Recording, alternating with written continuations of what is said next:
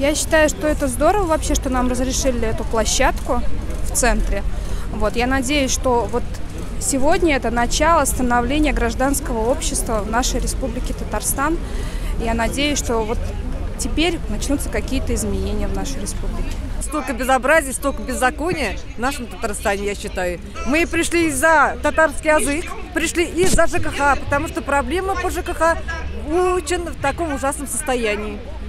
Не то что беззаконие по ЖКХ, потому что беспредел управляющей компании нарушает наши права, бездействует.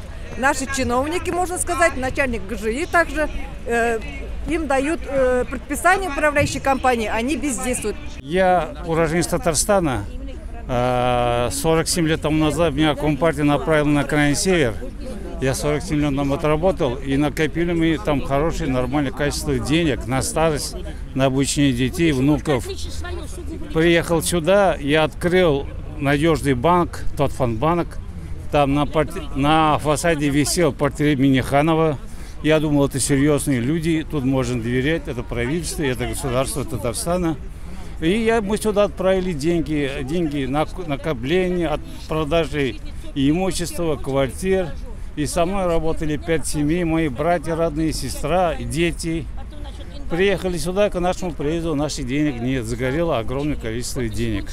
Вот мы добиваемся возврата своих денег, вот поэтому мы здесь. На протяжении 3 лет в акватории Волги плавали 8 земснарядов без судовых журналов, без опознавательных знаков, с вооруженной охраной. Мы обращались к председателю, спикеру Госсовета Мухамедшину, на что он передал наше письмо Равилю Зиганшину. Равиль Зиганшин сказал, что он вынужден был нанять вооруженную охрану. Дальше этого не прошло. То есть у нас это все легко. Когда мы просили А.П. Васильева подъехать и узнать, в связи с чем и имеют ли разрешение на ношение оружия, на это полиция просто испугалась. Зато недавно на сходе в Ореховке по самообложению пригнали целый автозак. То есть мы видим, что проблемы никакие решать не хотят. Мы просто удивляемся, стоя у стен Кремля, да? Мы же платим налоги, мы все-таки выбираем, или от имени нас выбирают, да? От имени нас пишут законы. Но почему вот люди, те, которые сидят в Кремле, они не решают ни одну задачу, даже которую им показали? Мы вышли сюда вот нашим маленьким, так сказать, отрядом по поводу поднятия ЛОУ, лиц, осуществляющих уход за инвалидами. Он составляет сегодня 1200 за взрослыми и 5500 за детьми-инвалидами.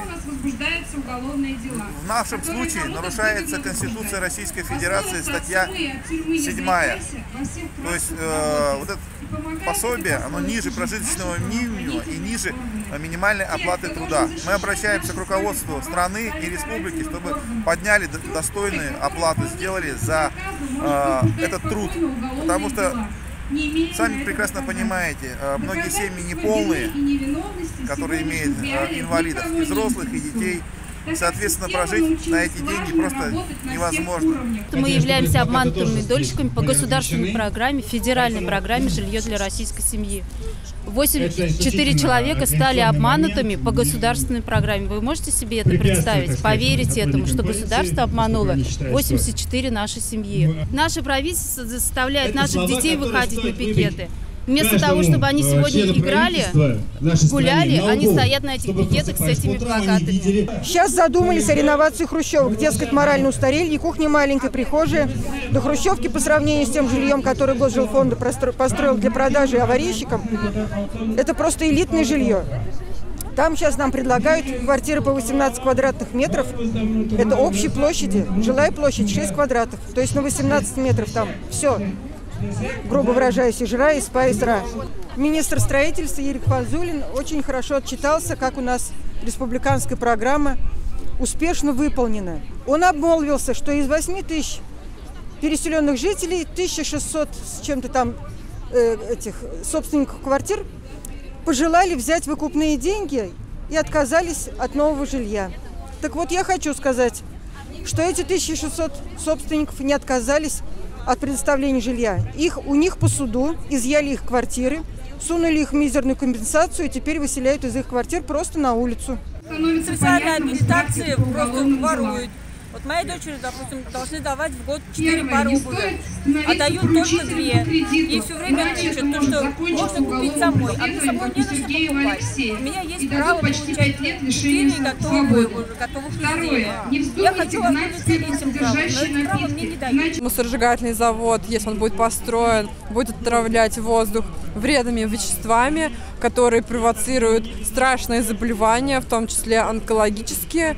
Мы очень надеемся, что нам удастся не допустить такое строительство, и мы рассчитываем на то, что у нас в Татарстане будет внедрена прогрессивная система обращения с отходами, безопасная, экологичная и гораздо более дешевая, чем мусоросжигательный завод. Я заплатила деньги, осталась без квартиры.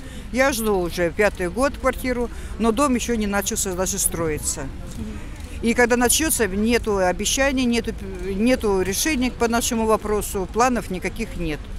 Поэтому мы, не только я пришла, дольщики ЖК МЧС подошли, вот, и другие тоже.